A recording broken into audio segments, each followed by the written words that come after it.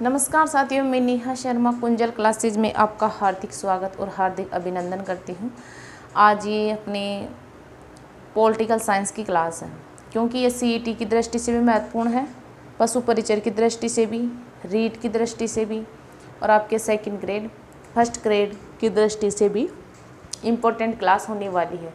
क्योंकि जो मूल अधिकार है वो हर एग्ज़ाम में पूछे जाते हैं। इसके एक या दो क्वेश्चन तो हर एग्ज़ाम में आपको देखने को मिलेंगे और ये बहुत ही इम्पोर्टेंट क्लास है। इसको ध्यान से देख लेना और मतलब कि इतने अच्छे ढंग से मैं समझाने वाली हूँ कि आप कभी भी अपनी लाइफ में इसको भूल नहीं पाओगे। मूल अधिकारों को इस तरीके से मैं आपको क्लियर करवाऊँगी, तो आप पूरे ध्यान से बोर्ड की तरफ देखोगे और मेरे साथ साथ इनको कंठस्थ करते जाना, ठीक है। अब हम बात करते हैं भारतीय संविधान के मूल अधिकार। सबसे पहले इनकी परिभाषा की बात कर लेते हैं कि मूल अधिकार कहते किसे हैं। कि सबको पता होना चाहिए कि एक व्यक्ति के मूल अधिकार होते हैं। तो मूल अधिकार किसे कहते हैं, कहाँ से लिए गए हैं, कितने हैं, सब के बारे में थोड़ा नॉलेज आपको होना चाहिए। क्योंकि आपके भी कोई किसी मूल अधिकार का हनन हो तो आप जाकर अपनी रक्षा स्वयं कर सकते हो। अगर आपको इनका नॉलेज ही नहीं होगा तो आप इनका कहाँ शरण लोगे, कहीं शरण नहीं ले सकते हो। लेकिन आपको पता है कि मेरे ये मूल अधिकार है, सरकार ने मुझे ये मूल अधिकार दे रखे हैं, तो आपके किसी मूल अधिकार का हनन होता है तो आप जाकर कोर्ट की शरण ले सकते हो और आपने ये मूल अधिकारों की रक्षा स्वयं कर सकते हो। तो परिभाषा है यानी कि व्यक्ति की वे स्वतंत्रताएं जो उसके मूलभूत व्यक्तित्व के विकास हेतु आवश्यक है, यानी व्यक्तित्व के मूलभूत व्यक्तित्व के विकास हेतु आवश्यक है। इन पर राज्य और कानून द्वारा किसी भी प्रकार का कोई प्रतिबंध नहीं लगाया जा सकता है। मूल अधिकार व्यक्ति की वे स्वतंत्रताएं हैं जो उसके मूलभूत व्यक्तित्व के विकास हेतु आवश्यक है और इन पर न तो राज्य सरकार कोई प्रतिबंध लगा सकती है और ना ही कोई कानून इन पर प्रतिबंध लगा सकते हैं। क्लियर। अब मूल अधिकार का ग्रहण कहाँ से किया गया है, तो इनका ग्रहण अमेरिका से किया गया है। ग्रहण अमेरिका से किया गया है। ये क्वेश्चन कई बार पूछा जा चुका है कि मूल अधिकार कहाँ से लिए गए हैं, तो आपके अमेरिका से लिए गए हैं। मूल अधिकारों का देश ब्रिटेन को कहते हैं। 1215 के मैग्ना कार्टा द्वारा अधिकारों को प्राप्त किया गया था। यानी मूल अधिकारों का देश पूछे तो आपको जवाब देना है ब्रिटेन। ब्रिटेन को मूल अधिकारों का देश कहा जाता है। 1215 में मैग्ना कार्टा एक अधिकार आया था, उसके माध्यम से अधिकारों को प्राप्त किया गया था। प्रारंभ में 7 मूल अधिकार थे। क्वेश्चन ऐसे बन सकता है कि प्रारंभ में 7 मूल अधिकार थे, लेकिन 3 अनुच्छेद 31 में वर्णित एक अधिकार था संपत्ति का। उस संपत्ति को हटाकर 300 क में ढाल दिया गया और वो एक कानूनी और संवैधानिक अधिकार बन चुका है। इसलिए अब मूल अधिकारों की संख्या 6 ही रह गई है। यानी 44वें संविधान संशोधन 1968 के द्वारा अनुच्छेद 31 में वर्णित संपत्ति के अधिकार को रद्द कर 300 क में ढालने से अधिकारों की संख्या अब 6 ही रह गई है। देखो ये इम्पोर्टेंट है, आपको नॉलेज होना चाहिए कि मूल संविधान में अधिकारों की संख्या 7 थी, लेकिन वर्तमान में 6 है। कौन से संविधान संशोधन के द्वारा संपत्ति के अधिकार को हटाया गया था? आपके 44वें संविधान संशोधन 1978 के द्वारा संपत्ति के अधिकार को हटाया गया था। ये आपको याद होना चाहिए, ये इम्पोर्टेंट लाइन है। जैसे तो पूरी स्लाइड ही इम्पोर्टेंट है, पूरी स्लाइड के ही इम्पोर्टेंट लगा लेना। अब संपत्ति का अधिकार कानूनी या फिर संवैधानिक अधिकार है, मूल अधिकार नहीं है। मूल अधिकारों का उल्लेख भाग 3 में है। अनुच्छेद की बात करें तो अनुच्छेद 12 से 35 तक इनका उल्लेख किया गया है।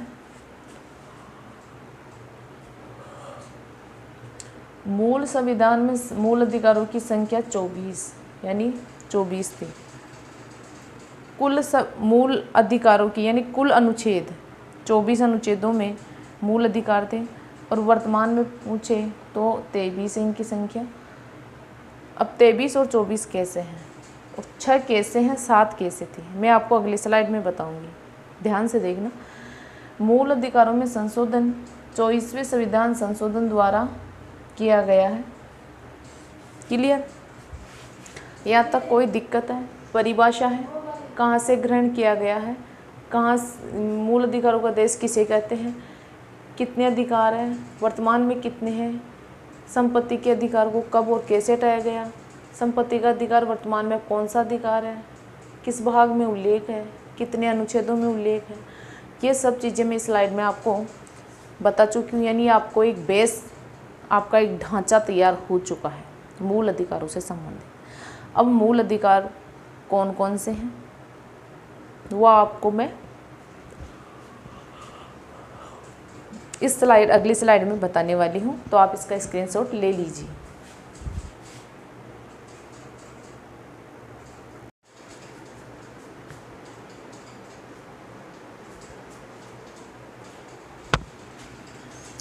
अब देखो, इस स्लाइड में मैं आपको मूल अधिकार याद करवा दूंगी और वो बिल्कुल ट्रिक से याद करवाऊंगी जो आप कभी भी नहीं भूलोगे।